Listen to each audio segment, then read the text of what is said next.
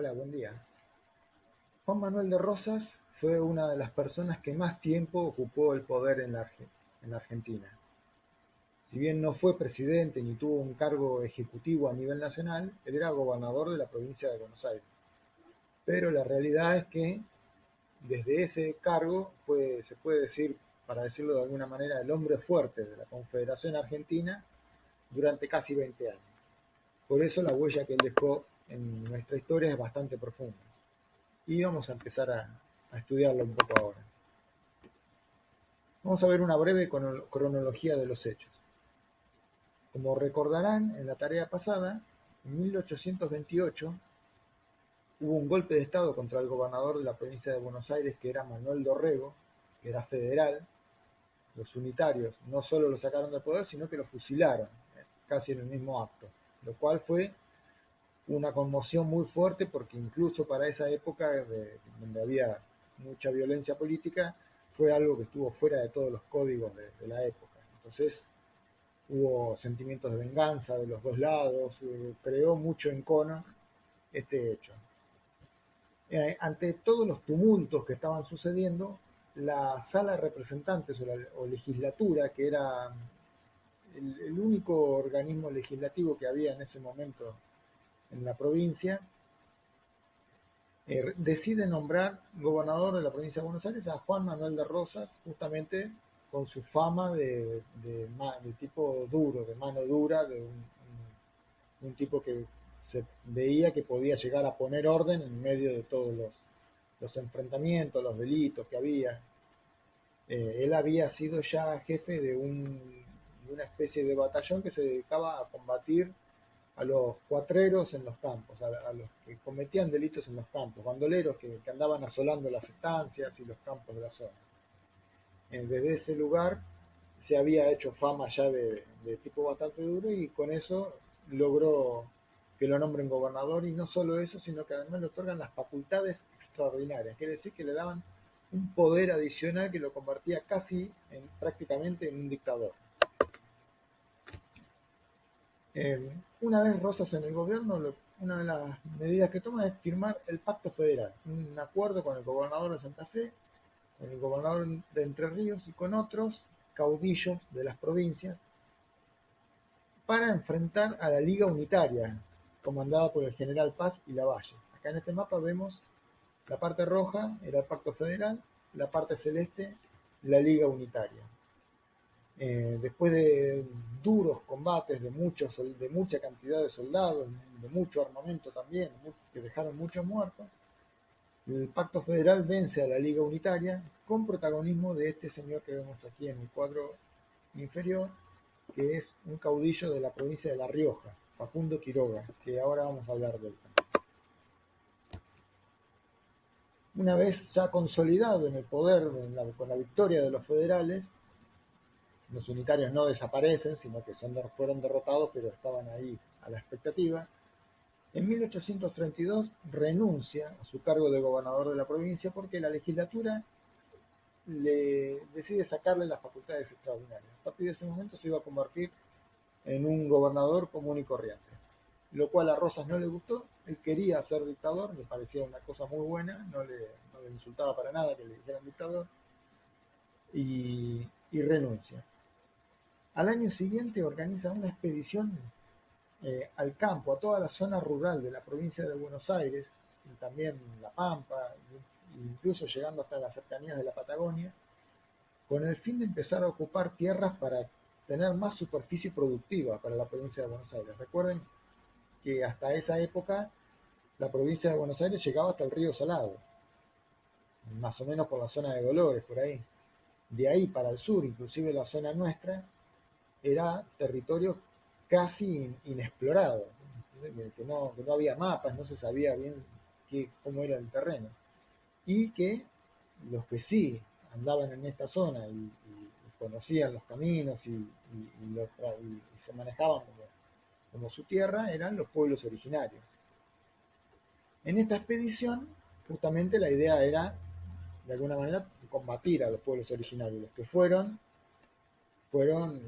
comandados por Rosas, pero eran una serie de batallones con distintos destinos. Acá en este mapa, bueno, quedó medio chiquito, no se alcanza a ver bien, muestra el recorrido que hizo cada una de esos batallones que fueron a ocupar campos en el sur. Esto es cómo quedó el mapa después de la campaña del desierto de Rosas. Fíjense, la provincia de Buenos Aires, toda esta parte que está pintada quedó como superficie que ya se podía, digamos, ocupar por las estancias. Seguía estando los pueblos originarios ahí, pero había acuerdos como para que se pudiera desarrollar la actividad agropecuaria en esa zona sin que hubiera molestias. Lo que quiero decir es que los pueblos originarios no fue solamente por un combate, por una guerra, que, que Rosas lo sacó de ese lugar, sino fue, la mayor parte fue a través de acuerdos. Les decía, ustedes váyanse tantas leguas, en esa época no se hablaba de kilómetros, sino de leguas, tantas leguas para allá, y yo todos los años le voy a dar cierta cantidad de caballos, vacas y distintos artículos que a los, a los indios les interesaban. Entonces así llegaron a acuerdos y así aumentó mucho la producción de la provincia de Buenos Aires, la producción agropecuaria, la ganadería sobre todo, la agricultura todavía no en esta época, aumentó la ganadería, ya no había tanto ganado cimarrón, ya las vacas ya estaban más, se trataba más de tenerlas en corrales y criadas a las vacas, y crecen muy notablemente la producción ovina, de ovejas, ¿sí? O sea que la lana para 1840 pasa a ser el primer producto de exportación de la provincia de Buenos Aires. En 1835, Facundo Quiroga, ese caudillo de La Rioja, que yo les había dicho que era una persona una de las personalidades más importantes del federalismo, fue asesinado. Otra vez una conmoción interna, otra vez revanchismos, enfrentamientos, y otra vez la legislatura, ante los problemas, le vuelve a pedir a Rosas que asuma el gobierno de la provincia de Buenos Aires con facultades extraordinarias y una cosa nueva, que es la suma del poder público. Es decir, que Rosas era el poder ejecutivo, legislativo y judicial, todo en uno. Para eso, Rosas, una vez que tomó la gobernación, hizo un plebiscito. Un plebiscito es cuando la gente vota por sí o por no a un proyecto. Entonces, le pidió a la gente que votara si estaba a favor o en contra de que le den las facultades extraordinarias. Bueno, 9.700 y pico de personas votaron por el sí, 7 personas votaron por el no. Así que no sabemos qué habrá pasado con esas 7 personas, porque como vamos a ver, Rosas era bastante autoritario. Acá está en este cuadro el asesinato de Facundo Quiroga, que iba en un carruaje, estaba viniendo desde La Rioja a Buenos Aires justamente, y en Santa Fe lo interceptaron y lo mataron. El bloqueo del puerto de Buenos Aires, los bloqueos del puerto de Buenos Aires, mejor dicho. En 1838 los franceses, una escuadra militar francesa, bloqueó el puerto de Buenos Aires, quiere decir que no dejaba entrar ni salir ningún barco porque reclamaban más libertad de comercio y que no le cobren unos impuestos especiales que tampoco se los cobraban a los ingleses, es decir, los ingleses tenían como ciertos privilegios para comerciar. Los franceses querían lo mismo, reclamaban lo mismo, entonces bloquearon el puerto.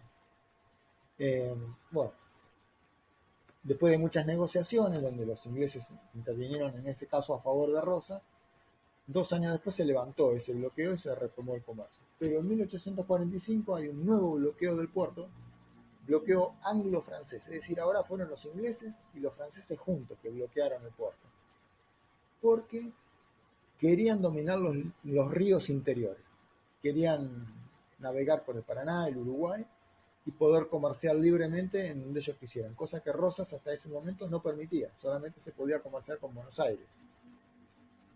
Bueno, si ustedes se acuerdan el debate que había con los federales y unitarios con el tema de los ríos interiores, acá también no es solamente de ingleses contra Argentina. Dentro de la Argentina también había bastantes diferencias con todo ese tema.